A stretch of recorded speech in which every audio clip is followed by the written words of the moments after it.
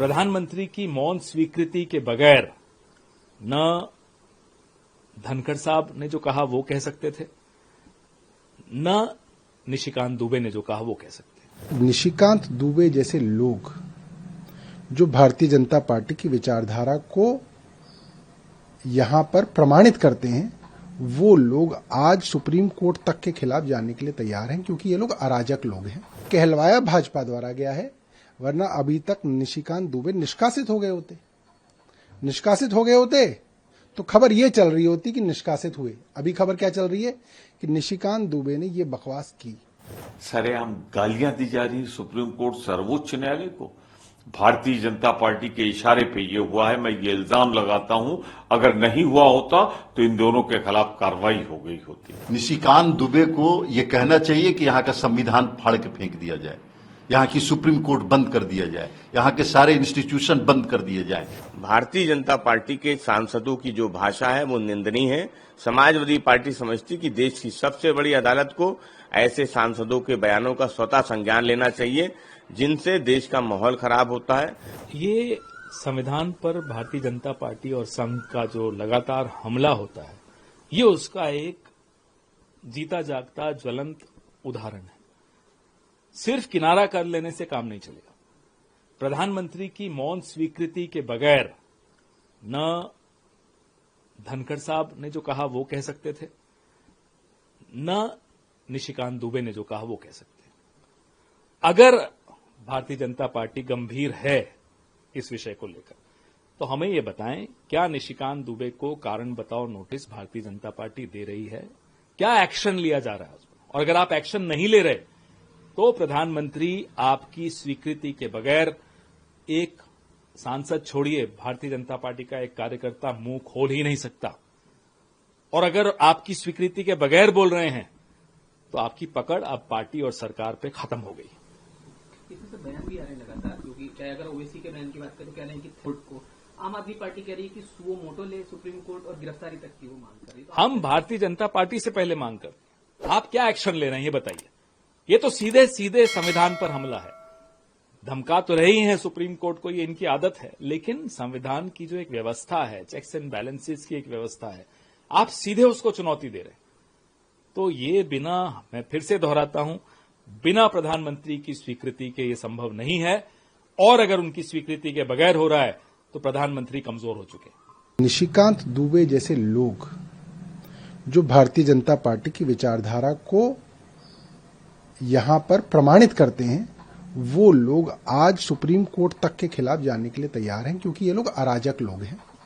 इन लोगों की आस्था न संविधान में है, न सुप्रीम कोर्ट में है। इन्होंने देश की तमाम संस्थाएं, चाहे वो सीएजी हो, चाहे वो सीबीआई हो, चाहे वो ईडी हो, चाहे वो रिजर्व बैंक ऑफ इंडिया हो, चाहे वो इनकम टैक्स डिपार्टमेंट हो, सारी संस्थाएं ध्वस्त कर दी। सब में इन्होंने अपने यस मैन बिठा दिए। सुप्रीम कोर्ट में अभी नहीं हो पाया है, इसलिए परेशान है। ये बात कही इसलिए गई है क्योंकि भारतीय जनता पार्टी की औकात नहीं है कि वो ऑफिशियली ये बात कह दे। उनकी पार्टी डी रिकॉग्नाइज हो जाएगी। सुप्रीम कोर्ट नड्डा साहब को कोर्ट में बुला लेगी और नड्डा साहब को जाना पड़ जाएगा।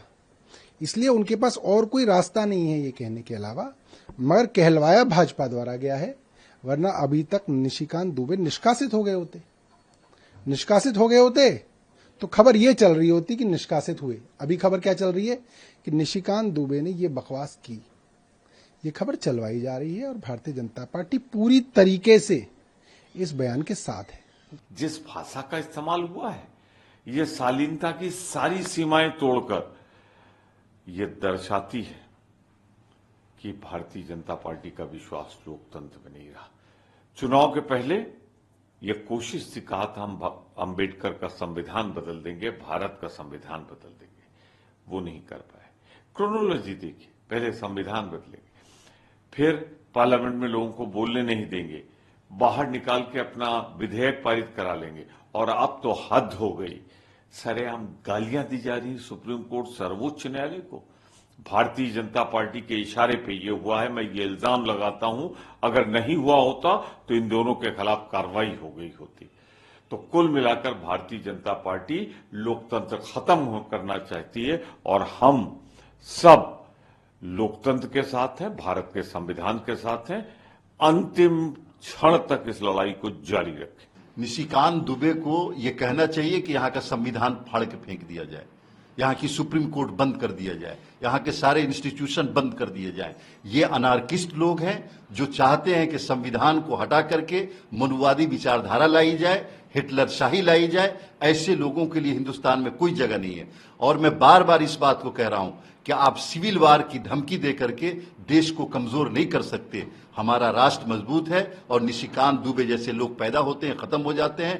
पूरा देश और पूरे देश के लोग निशिकांत दुबे जैसे लोगों की कड़ी निंदा कर रहे हैं और मैं खुद बहुत कड़ी मजम्मत करता हूं ऐसे लोगों की, और ऐसे लोगों को समाज में रहने का कोई हक नहीं।